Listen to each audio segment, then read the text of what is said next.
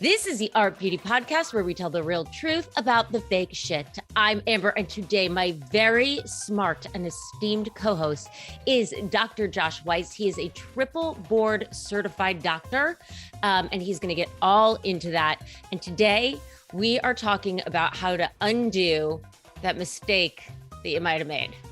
And I'm talking specifically about tattoos, because as I was saying that, I'm like, wow, I make a lot of mistakes in my life, so this could go a long way. But we're talking about tattoo removal. Welcome to the show, Dr. Weitz. Thank you. Appreciate it, Amber. Happy to be here. So happy to be here. I feel like I have a number of tattoos, some that you can see. There's like a little one here, some that you definitely can't. And thankfully, I don't regret any of them too much. But I know that this is like such a hot and booming area right now. So I really want to get into all of that. But before we do, triple board certified. Yeah, I'm self-described as having a low IQ and a high pain threshold. Yeah. And Okay. Well, it's one of those things where as I was training, so I'm also an accidental doctor, which is a separate side story, I suppose. wait, no, I'm going to stop you right there. You don't just become a doctor accidentally. I only know that because when I went to school, I fell in love and I was like, I think I want to be a neurologist, right? Psych 101 got me. And I was like, this is the path I want to go. And I went home and I told my family, who's all in television production, and they laughed at me. The way that I used to tell people, if you went home to a family of doctors and said, I want to be in TV, they would probably laugh at you. And they didn't laugh at me in a ha-ha way. It was more of like a, hey girl, do whatever you want. But like television production, film, video, like this is in your blood. So how did you become an accidental doctor? Yeah, so it's a great question. I appreciate it. Essentially, my wife and I met in college, and Okay. she was always going to be a doctor. Her dream was to be a dermatologist someday. And I knew that I liked working with her and we were a good team. And I thought, well, maybe someday we can work together. When she got into medical school, I had a lot of the right background, but I hadn't taken any of the entrance exams. So I said, I like science. I like to learn. Why not try it out, see how it goes? And so I applied. I was fortunate enough to get in, and she's made all of my life choices very easy. I just follow her around like a little puppy dog. Whatever she does, I follow. So when she was getting into dermatology, right? Exactly. When she was getting into dermatology, I had an opportunity to say, well, I could do that too, or we could be diversified and really expand the offerings that we have as a team. Wow. So at that moment in time, I elected to go into internal medicine, knowing that I'd eventually pursue allergy and immunology. And so I did that. I then did a fellowship in rheumatology because the team that I was with said, hey, you seem really good at this. You should just add another couple of years. And I said, oh, sure. What's a few years? And then at the end of it all, a lot of my patients wanted to know, hey, doc, what can I do that's more naturopathic? What can I do that's nutrition-based to help my inflammatory disease?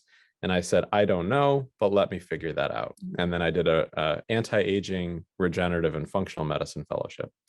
So it's been this kind of circuitous, it's interesting, I follow.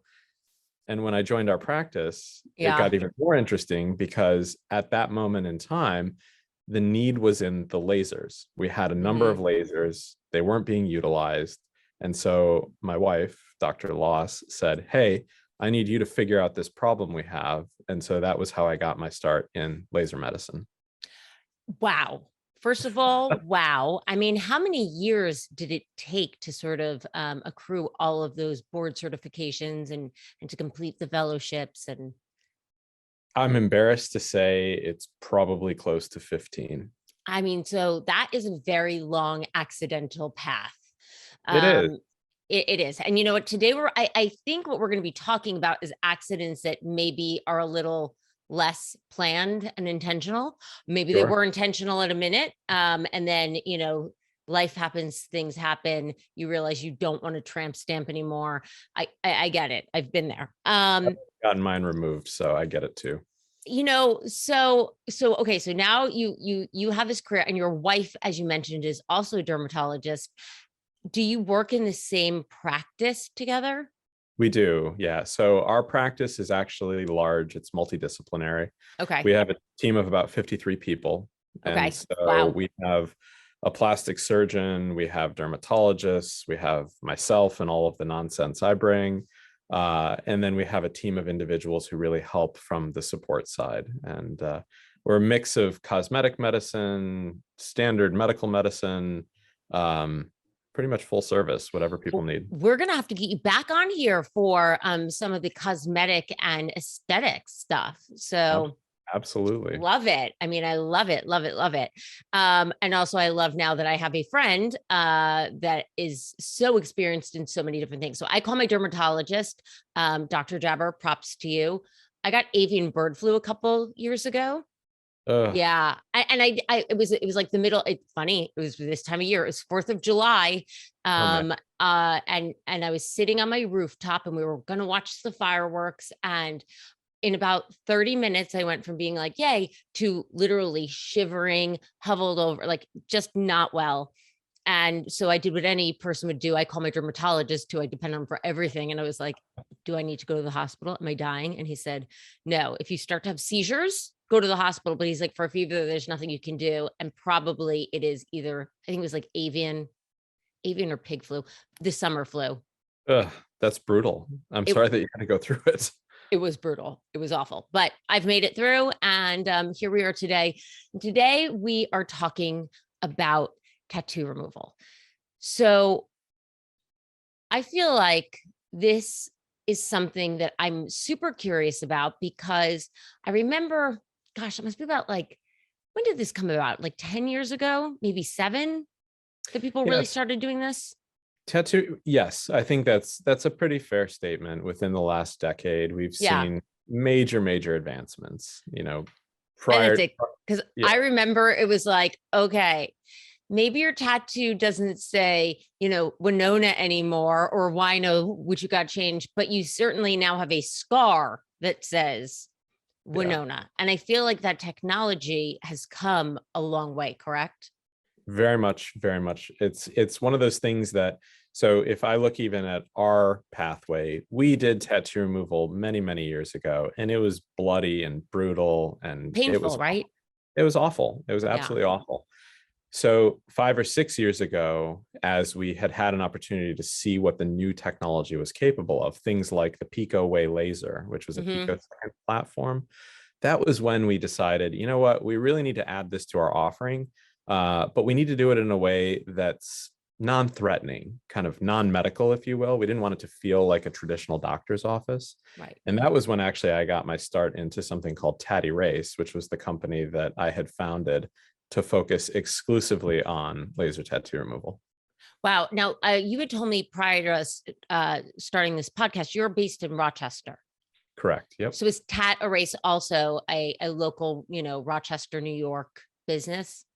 It was, yeah, Okay. up until very recently. So recently, we were acquired by a company called Removery, and Okay. so now we're a part of this even bigger, more impressive brand that is really at the forefront of tattoo removal.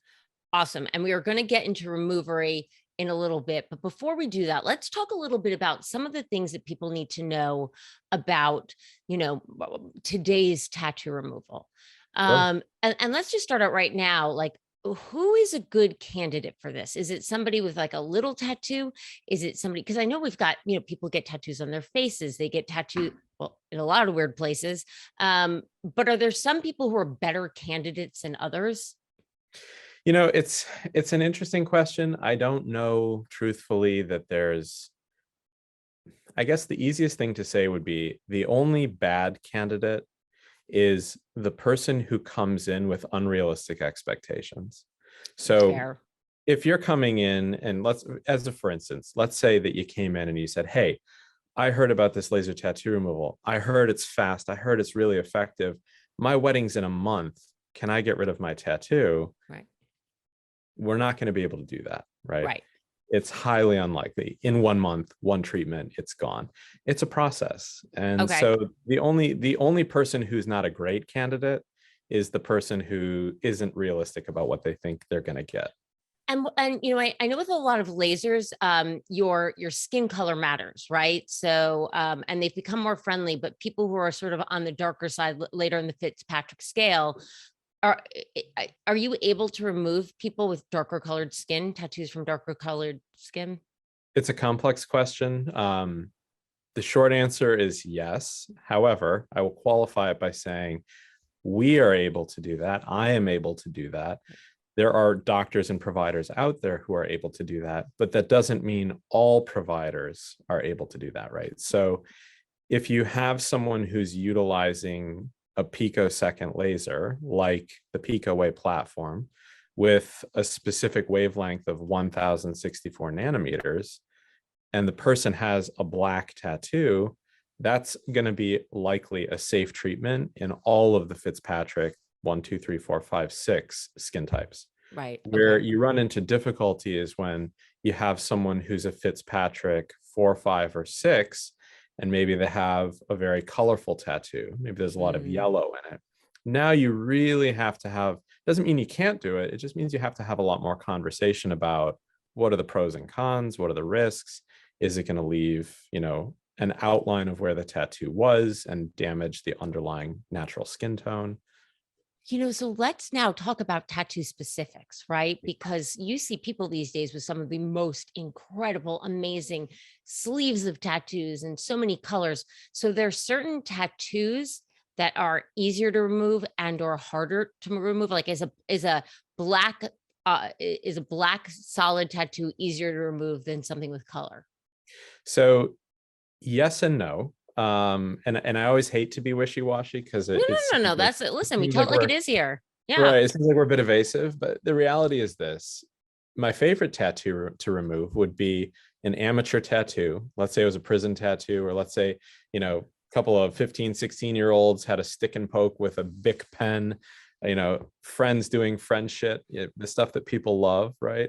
I remember those days. Uh-huh. Yeah. Uh-huh. Those Uh-huh. tattoos are great because usually in 1 or 2 treatments, they're gone. And so Okay. black traditionally is thought of as an easier color to remove, Okay. simply because of how the lasers and the physics of the lasers interact with that particular pigment type. As you get into the color spectrum, so if I was to go kind of most difficult to easiest, hands down, hardest thing to remove, white. So white is kind of the absence of color. And if you Right. think of the sunscreen that you're putting on, that white stripe on the nose of the lifeguard down at the beach that we all like to Sure. stare at, right? That is titanium oxide or zinc oxide. You hit it with a laser, it oxidizes under the skin, it turns gray. And now you have kind of gray, and that just fades more gradually over time.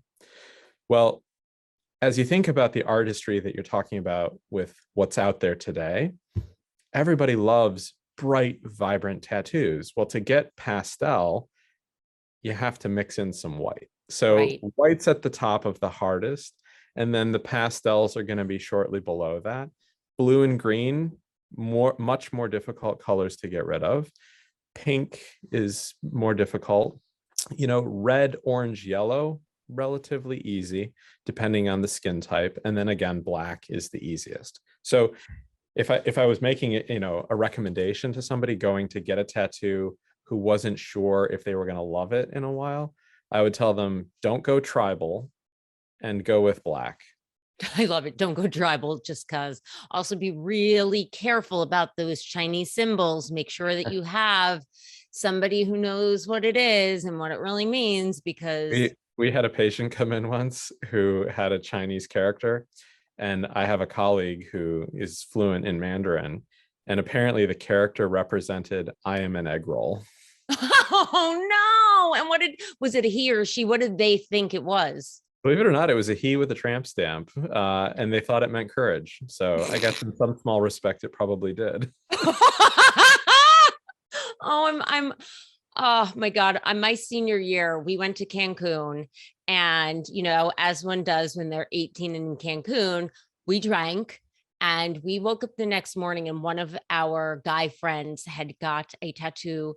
His name is well, sorry, Anthony, I don't think you listened to this, but his last name was Catalano, and he got the cheetah cat with like a giant afro on it because he was super tall and had the giant red hair. Love him. But I was like, right. And a tattoo like this big on his thigh. And we were like, oh, you're going to regret that. I always think back to that show too, that movie where it's like, no regrets. Yeah, no and it's spelled regret. wrong. No, not even one little letter. Was that Clerks? I think that was Clerks. No, it was one with Jennifer Aniston in it. And they pretend to be a family, and Jason Sudeikis. I can't even believe I'm remembering this right now. And they go on like that road trip. Yeah. Great clip from a movie. Totally But you really did actually mention a good point. So people, and you got to it before I was going to ask you, but if people are considering getting a tattoo, I think sometimes it's helpful to know what not to get, creative aside, but in terms of coloring. So you're saying, maybe go for something that is a solid black. Why no tribal? Just because tribals are tough to remove. Okay. They're very dense. So to get a tribal tattoo, the artist is usually going over it again and again and again. And there tends to be a little bit, as a result of that process, there tends to be a little bit more trauma to the skin. So as the person has the tattoo, when they're first coming in before a single treatment, often the skin will be raised. If you close your eyes, rub your finger over it. If it's raised, that's actually scar tissue. And if there's scar tissue, when you get rid of the color, that tissue that's scarred is going to remain. And it may not look like the surrounding skin. So tribal tattoos, once you get rid of them, often there's kind of an outline of where it was. And that's something that we can't control for because it's what came in the door to begin with. So it's a little tougher. But that's a great tip. So if you're feeling something that is raised, that has scar tissue, even in a perfect world, if you're able to remove the color completely, you're still going to have that raised scar. On that, like, again, I have not, admittedly, I remember years ago, we did a piece on tattoo removal, and it was like, okay, I guess you don't have that tattoo that maybe was horrific, but you still have like terrible, weird, blotchy colors and whatnot. Yeah. Can tattoos, like, you speak about realistic expectations. Can people get rid of them altogether? Yes. Really? Yes. Yeah. It's truly remarkable what we're able to do with the lasers. Okay. And I think, we've spent some time talking about how people have tattoo regret, and that's what leads to ultimately a decision for removal. But I would actually caution you and tell you, it's not just regret. So we actually see a lot of people who come in where when they first started getting tattoos, and now they've become tattoo addicted or a tattoo aficionado, in their early days, they were with one artist. And now perhaps they're running low on physical space because there's only so much canvas that you can cover. And they've switched to a different artist, and maybe they really, really love this new artist. So they want to go back and either lighten something they had before or eliminate something they had before so that the new artist can go in and fill in whatever it is to give them the end piece or end point that they're looking for. So I would tell you a percentage of our patients are coming in really not looking for full removal, but actually just looking to lighten it up and then get a cover-up tattoo. Wow, that's so cool. Can I ask you on that, and without breaking sort of any medical privilege, but can you tell us like what else? So what percentage of it is people, and I hate to say regrets, because I'm not saying like, listen, I'm not saying like, oh my gosh, I got my boyfriend's name tattooed on my butt and now I kind of need that gone. But we do know, you mentioned prisoners come in and for whatever reason, maybe they got a tattoo. Gangs, people who leave gangs, I know that has to be, and I've known that like a lot of companies will remove those tattoos free of charge. But what other types of clients are you seeing come in? It sounds cliche, but it's everybody. Okay.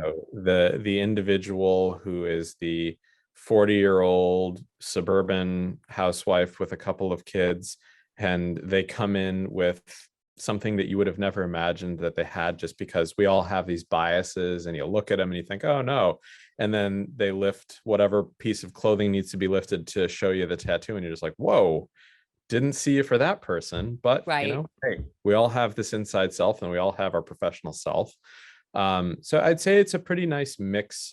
And part of what drew me into doing removal in the first place was I love tattoo culture. I love the Mm, artistry. I love how that's evolving. And we really wanted to be able to have an option for individuals, whether it was to lighten it, whether it was to, get rid of the regret or start a new walk of life that addressed all concerns. So to give you a specific answer on the breakdowns, I'll be honest, I'm making these numbers up a little bit, right. but let's call it 40 to 50% of people come in hoping to get rid of it completely. They want to move on. It represents a time in their life that just is no longer what they want to look at every day. Right. 30 to 40% of people are coming in looking to lighten something up so that they can go get either a new tattoo or, have some kind of a cover up done. And interestingly enough, the thing that we see a lot of right now are microbladed eyebrows. You are like answering all my questions right before I get them, because I was going to say, oh my God, we are like so in sync right now. I was going to say, I know that microblading has become incredibly popular. I tell everybody, don't do it. It is my own personal thing. I've had people on here who are microbladers. Look, it's like everything else. If that's what you want to do, by all means, but I've seen it go very wrong. And I think that people don't understand those tattoos fade, they lighten, they oxidize. If you're using retinol, bad move. Right. Yeah. So why don't you tell us everything. Give me all the goods. What I can tell you is you really, really, really, really need to vet your artist just across the board. But with eyebrows in particular, we see so many train wrecks for eyebrows. It's awful, quite honestly, because it's the middle of your face. Yeah. And I have people who come in and they're like, I don't care. If you hit it with the laser and to your point, it oxidizes. Well, guess what color that can turn? That could turn this color, right? But I have people who are like, I'll take the orange because it's easier to cover up. And you're sitting there looking at them like, I don't know that that's really the best idea, but you signed the waiver that says you understand it's going to be highlighter orange, and I guess we'll give it a shot. So vetting, the advice I would give is vet the artist and then be willing to be patient and wait. The artist who has a 2-year wait time to get in to be seen is probably the artist you want to go to. You don't want to go down the street where they can get you in next week, because that's the one where they're either just getting started or they're practicing. And in New York, where we live, there's no regulation. Right. I could go do it. You could go do it. The homeless person on the corner could go learn how to do tattooing and do eyebrows. So is that tattooing in general in New York? There's no regulation, or just microblading? I can't speak to tattooing in general. My understanding is it's a very loosely regulated Okay. industry, Yeah. but microblading for sure. So when it comes to, because we are a beauty podcast, and originally I was thinking of like, your more traditional tattoos, but people are getting tattoo, lip blushing is another one that people are doing, but the eyebrows, microblading specifically, is it possible? Like, what kind of removal can you do for that? And does it sort of destroy the hair follicle? Is there any risk of like hair loss there? Yeah, so it's a good question. The short answer is there's always some risk when you're using the laser for permanent hair loss. However, with the tech that we have, so again, we use that Pico Way laser, it's a brand, but it's important people recognize brand names in this space. Right. I've spent a lot of time with a lot of lasers. I have 8 different lasers in my clinic. The Pico Way laser is hands down, in my opinion, the best in class for laser tattoo removal. Okay. Part of what makes it highly versatile is that as the physics apply to the body, there's much lower risk for permanent hair loss in areas that are treated. Doesn't mean no risk, but it's much, much lower risk. So you could go over the area, you counsel the patient, hey, there's a chance that this could happen, but I'm not as concerned when I'm treating somebody that that's going to happen. what are some of the things specifically, now that we're focused on microblading, with microblading that people, because again, I've got a number of very small tattoos. I've had this since, I mean, I was 16, which was like over 1,000 years ago. Cool. And I've never had it redone. But like, what was originally, it's a little heart. My Mhm. sister has the same one. Then of course her children were like, we want Aunt Amber and mommy have, so be careful, parents. I get it when you're like, maybe I should get this removed. But but the line got thicker, right? Yeah. It's bled over the years, Yep. not enough for me to care about getting it fixed. But Sure. can that happen with microblading? Like, what are some of the issues that you are using lasers to correct from Sure. microblading, um, from microblading? Yeah. So for microblading specifically, we're correcting placement of the eyebrow, so maybe they went too high, or maybe it's more arched than they had hoped for. We're correcting the density. So sometimes, believe it or not, microblading is specifically blading with a little scalpel blade. But some people use a tattoo gun or a tattoo machine and they just black out the area. So when that happens, you have to go in and correct it. The areas like where you get that bleeding that you were talking about, where the ink kind of disperses unevenly under the skin and it creates that, I think in the industry, they call it a blowout area. Okay. Those are things that we will correct for, and again, it's not a perfect science. You're relying on the body. How well does the person apply pressure? How evenly is their brush stroke with the little blade? Are they putting in a lot of ink, a little ink? Does your body hold on to the ink? So there's all these variables at play. But honestly, I would tell you most commonly what we're doing with eyebrows is taking the whole thing off and starting over. Wow. Yeah. Wow. Yeah. That has to be. So now let's talk about the pain factor, Yeah. because I've done laser hair removal. I've done laser, collagen building treatments, or things similar to them. Um, they hurt. It hurts. I I mean, some of them mean, hurt really bad. Ulthera, which is not technically right, a laser, like that's ultrasound energy, but it's still, it hurts. to be fair, Ulthera is one of the most painful treatments out Yes, there that's correct. non-surgical. Correct. We actually, in our clinic, we had to buy nitrous oxide so that Yes. we could help patients get through that therapy. So, do you use Pronox? Is that We the do. Pronox system? I Yeah. mean, listen, I go in, I have to work up. I do Ulthera once a year, but I'm like, this is going to suck, but it's also going to be a great time. I mean, you did say 16 years was 1,000 years ago. And given that you look like you're about 28, it's all of what you're 42. doing. All Thank of you. what You're you're doing so is sweet. fabulous. So keep it up. 40, almost shoot, 43. Oh boy. Rounded the corner of 43, but thank you. We won't tell anybody. This never happened, right? Oh, no, I tell everybody. Are you kidding? I look great for 43. Well, I'm 65, so Yeah, I mean, you get it too. Great doctor. Your wife yeah. is really doing something there. I just bathe in Botox every night. It's like Oh my Botox God. and lasers all day long. Botox and lasers. Um, So okay, let's talk about pain factor. but yeah, pain factor. So the thing I guess half jokingly love to say to people is it won't hurt me at all. I appreciate the concern that you have for my well-being during your treatment, but in all reality, it's uncomfortable. So anybody that tells you they can deliver pain-free tattoo removal is flat out lying. Lying. Yeah. Now, everybody has a different pain threshold, and I have treated people without any numbing, without any kind of Pronox or vibrational distraction techniques, and they will sit there and have a conversation with you like nothing is happening at all. Right.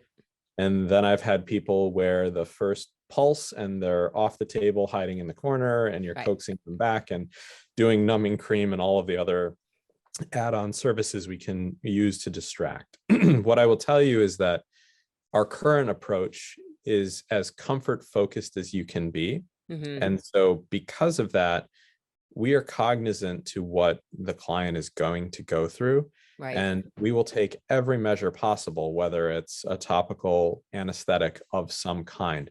That could be the application of cold. That could be the application of a numbing cream. Once upon a time, I've done other things for anesthesia, but truthfully, when you're doing these treatments, they're performed very quick. And Right. so I would tell you almost everybody that I have ever encountered gets through it, and Yeah. you get them Well, through it. well, But guess what? Also hurts getting the damn tattoo. I mean, and they don't offer, well, maybe they do now, numbing cream, but I know back in the day, I got a tattoo on my toe. They were like, we're not even really legally supposed to do this, but I'm like, yeah, legal schmeagle. I'm not really even 18, but who's you don't counting? need that though. We don't. It was actually just above my toe, so it was like on my foot, like right underneath my big toe. And they were like, full disclosure, this is the worst place to have a tattoo, anywhere below the ankle, because your socks and your shoes, it's going to spread. It still looks fine. And Yep. it's not worth getting it off.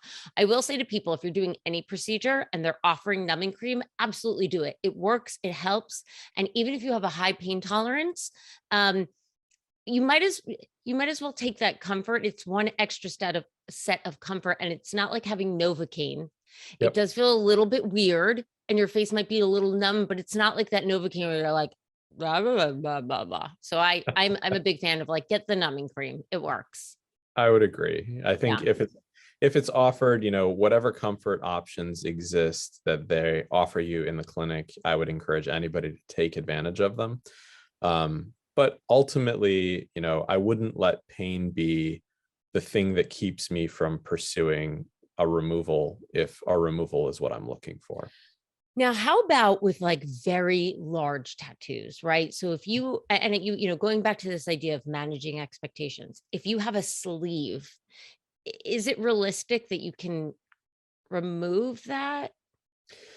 Yeah, it's realistic. I have had many patients over the years where they have a full tribal sleeve, and we've gotten them, completely ink free, Wow. where visibly you can't tell that they had anything. Actually, one of my very first clients, who's now a very good friend, had a tribal sleeve. We spent a lot of time together over the years. Had a tribal sleeve that now, if you met this person on the street, you wouldn't know they had a tattoo. And Wow. so it's definitely possible. What you end up doing a lot of the time is you assess the area. You want to make sure that it's safe to proceed with as much as you can in a single session. And what's Mm, going to what's going to dictate that is the person willing to tolerate sitting there as you're doing it. No different than when you get the tattoo, right? A lot right. of times you're not going to sit down with the artist and they're doing your whole back Right. from start to finish. It's staged, it's in Yeah. stages. And so when we're doing the removal, it's very similar. Someone might come in, have part of the tribal sleeve treated. They come back either a couple of weeks or a month later, have another part of it treated, and then the process just continues. But very much feasible. I've had people who have sat for an entire forearm and they've tolerated, the whole thing. Got A it. lot of a lot of times we'll split it up though.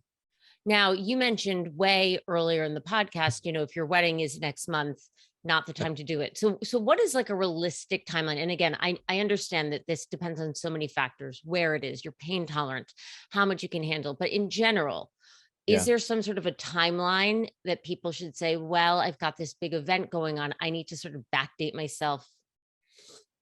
I would tell most people to plan on at least 2 years.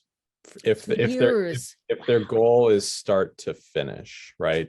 If they're looking for completely clear skin, because it's not like you're doing a treatment every couple weeks. There's Right. protocols that part of my role with our clinical advisory board is helping to build out the protocols that are consistent throughout the country and are used repetitively to make sure that we're getting the best possible result over and over and over again. And so after your first session, you're going to have a waiting period of, call it 8 to 10 weeks before you're coming back in for your second treatment. And so Right. in between each session, you're going to have that latency period. Part of it is it takes the body time to go in and get rid of the ink molecules that were released from some of the immune cells during the process and then be cleared from the physical area. So a lot to unpack here. But you would say 2 years start to finish is sort of a realistic timeline if you want removal. Yeah, 8 to Kind 10 of gets sessions in essence. 8 to 10 sessions. Now, what does a session cost? And I guess again, I'm sure there is difference between getting a sleeve and getting this removed, but is there some sort of a general pricing? There is. I wish I had it off the top of my head. I don't. I know Okay. if you go on removery.com, which is the website I'm affiliated with, or the organization I'm affiliated with, we have the ability to provide consultations quotes. And Okay. so if somebody was curious, they could certainly get a quote.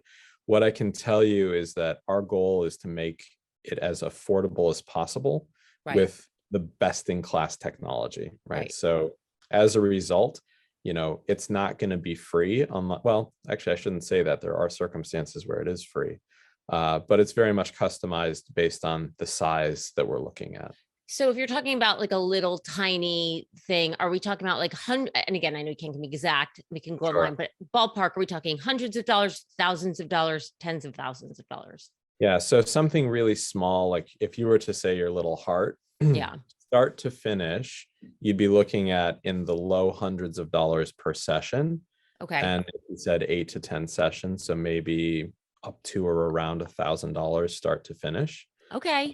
Yeah. If you're talking about something, if you're talking about a sleeve, then you may very well be getting up into the thousands of dollars. Yeah. So listen, just something to consider. I'm always so blessed that technology like this exists where we can go and undo. What about microblading? Yep. So microblading often will clear faster. So kind of on a per session basis, things are determined based on size of tattoo. Right. But in terms of the number of sessions required, a microblading, mishap, if you will, where one eyebrow is all jacked up and the other one looks, normal, it's going to go much faster. And so Yeah. it won't be as expensive.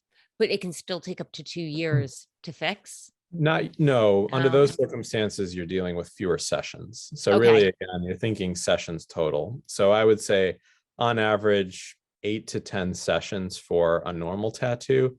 If you're looking at microblading, you might be 4 to 6 sessions, Okay. depending on the products being used. But 4 to 6 sessions being 8 to 10 weeks apart. So Correct. it's not going to be something that you're going to go in. If you've got that wedding, you better start planning at least a year out to make sure that you fix that. Do you know, and this might be way out of your wheelhouse, but doesn't all tattoo ink eventually spread? So like when you get things like, I know people were doing eye makeup for a while tattooed on, which I'm like, ugh.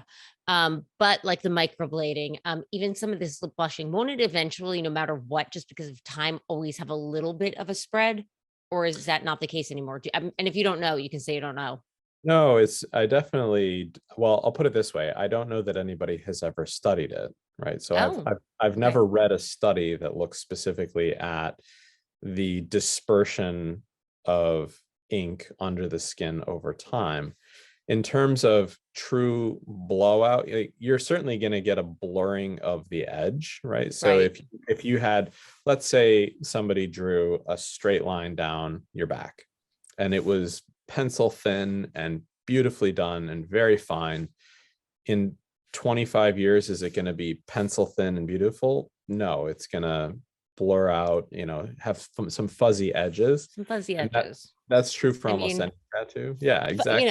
fuzzy edges, which I guess you could go and they're like, oh, you could just go get that cleaned up a little and re-inked. And I'm like, all good. Yeah, and that's going to be part of the natural just evolution of your tattoo as the body ages. Right.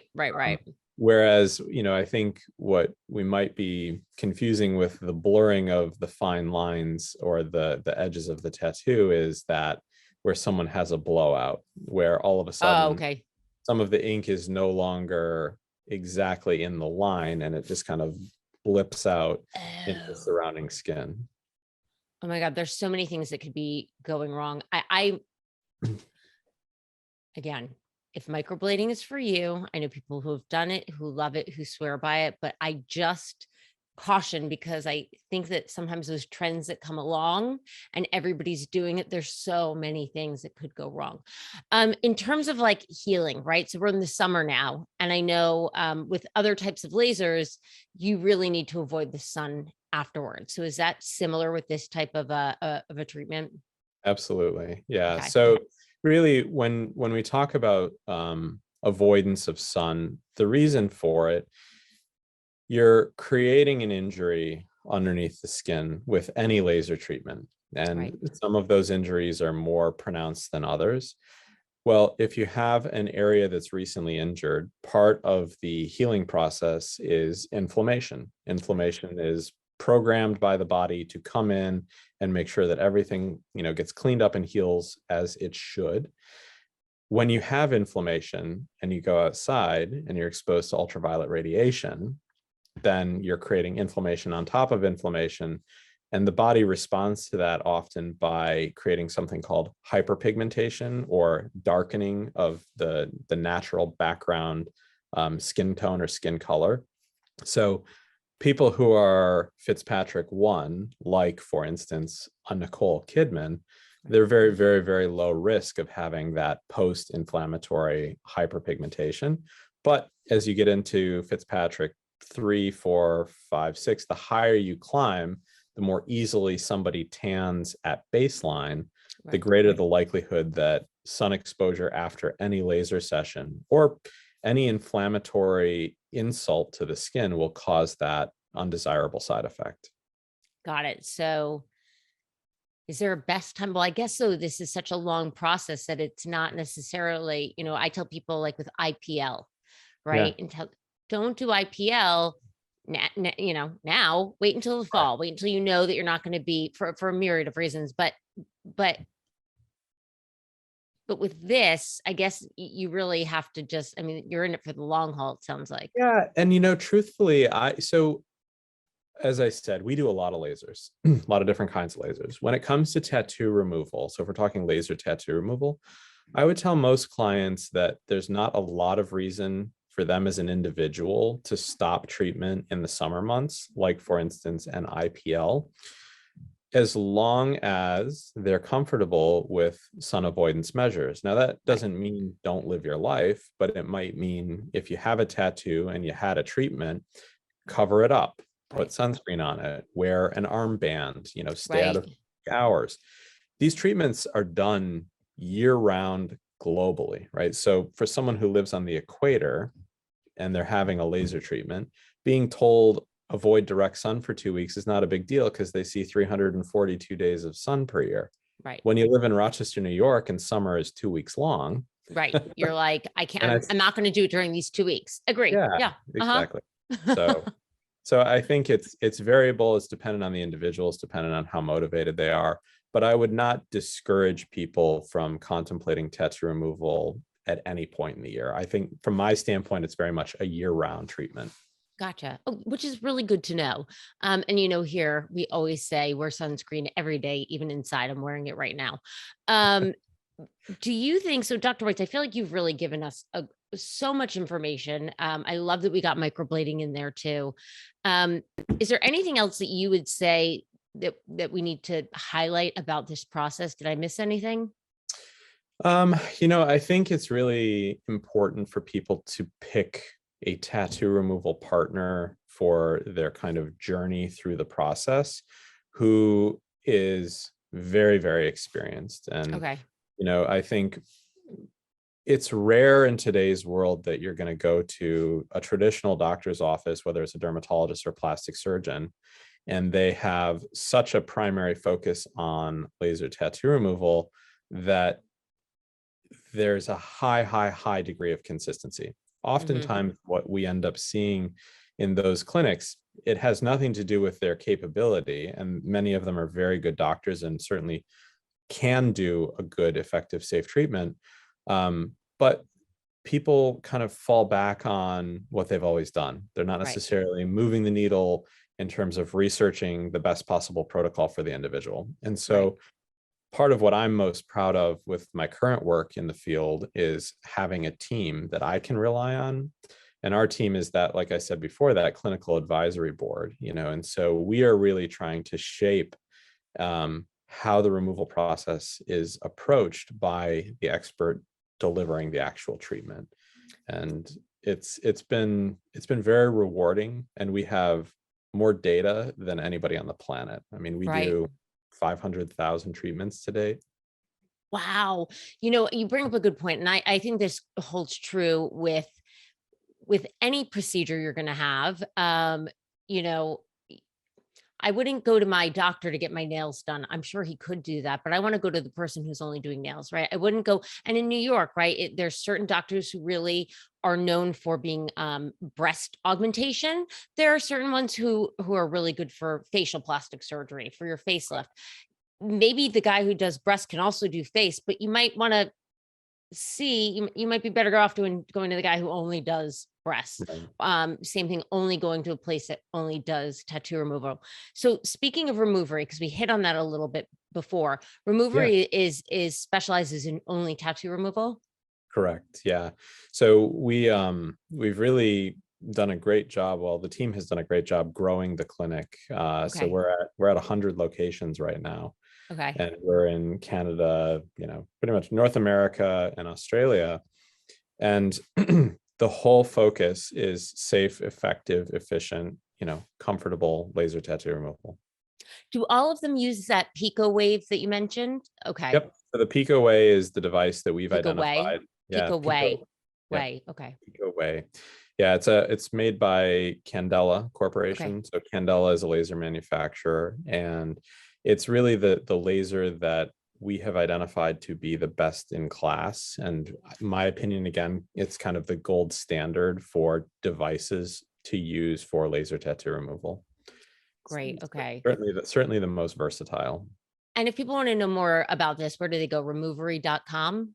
Yep, removery.com has tons of info. And before I let you go, and you mentioned removery.com is also in Australia. So it's an international, multinational, rather, Correct. company. Yep. Okay. Yeah. And then, yeah, sorry. Oh, I was gonna say most of the locations are here stateside, but they Okay. do have locations overseas. So for all of you listeners in Australia, first of all, thank you, because we do have a big following in Australia. Awesome. If you're looking for tattoo removal, check out Removery. That's actually something that's available to you. Same for our friends in Canada. Before we wrap this up, I know that Removery also, you mentioned before that sometimes they do offer free removal. Can you tell us a little bit about some of that pro bono work that you guys do? Yeah, so it's a very cool thing. It's an Ink Initiative program where individuals who have had perhaps a tough go at things, whether they were in prison, a gang, perhaps that they were victims of human trafficking, or if at some point in their life, hate symbols or hate speech somehow ended up physically as a part of their outward external appearance, they can apply for the program. And if they are selected, and where it's constantly this ongoing process, the removal process is entirely free. So we're really looking, we want to make the world a better place for the individuals that make the world a great place. Yeah. And we realize, who you were yesterday isn't who you're going to be next week. And we are all growing and changing. And, unfortunately, in the cases of tattoos, there's many tattoos that are spectacular and beautiful, but they are sometimes more permanent than our ideologies. Right. And as a result, we can help people. I love that. I love that. I'm such a believer in people having second chances, in turning their life around. And this is literally helping somebody with a clean slate and a fresh start. So I want to thank you, and please thank the team at Remover. I think it's a wonderful, wonderful initiative. Awesome. Absolutely. Thank you. I also want to thank you so much for being on today, for talking to us all about tattoo removal, microblading. Folks, you've been warned. By the way, but is there a color of like eyebrow that's worse? Yeah, I mean, I think anytime you're getting into the light browns or things that have more red in them, if it's like a cinnamon color or anything reddish, and really making sure that the inks, I mean, we didn't even talk about it, but the inks being used matter. If it's tattoo ink, that's a different product than permanent makeup ink. And the permanent makeup products tend to oxidize more often and turn funny. They turn these fluorescent orange colors when they're hit with the laser. So just do some research. Don't just walk in, have it done. Think about it, read about it, ask around. Look at reviews 2 years later too. Yeah. Don't look at reviews from 2 weeks after. Look at those long time reviews to see how things are settling out. Well, Dr. Weitz, again, thank you so much. If people want to get in touch with you, if they're in the Rochester area, how can they find you? Yeah, so our website is, what is it? No, I'm just kidding.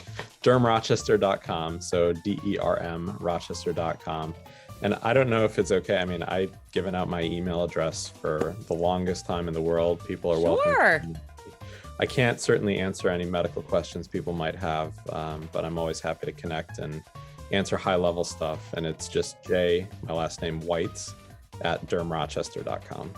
Amazing. You heard it right here. Because normally I'm saying, if you have questions you want me to pass along to him, I'm happy to do so. But you know what? If you just want to shout us out and send us some love, you can always do that at hello@Art Beauty Podcast.